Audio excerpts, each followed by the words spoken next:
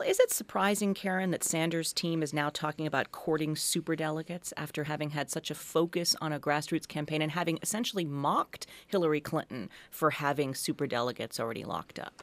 Well, And tell people what superdelegates are. superdelegates are people who, by virtue of their positions, because they are elected officials, because they are party officials, get to be delegates to the convention. They don't have to reflect how their state votes or anything like that.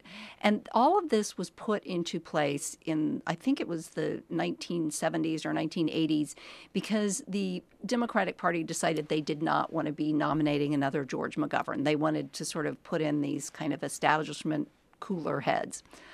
It is a very undemocratic aspect of the Democratic primary process. And so Bernie Sanders, because of his situation, a lot of people are now paying attention to these superdelegates and who they are. And let's face it, they could swing. They want to go with a winner, and they want to go with somebody who is electable. So again, most of those superdelegates were with Hillary Clinton in 2008 as well, at least initially.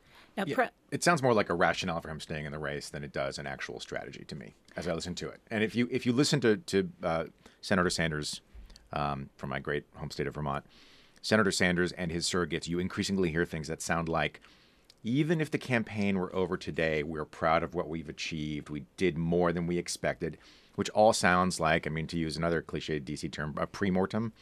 Like he's almost ready. He thinks he's achieved his goals. He's built this big progressive machine. So I think it's more of a rationale. And he can still get things. So things like commitments on the types of people she might appoint to her administration. Or even an appointment for himself. That's true. To, who knows, HHS or education or something like that. And he has some favorable states coming up, Idaho, Utah.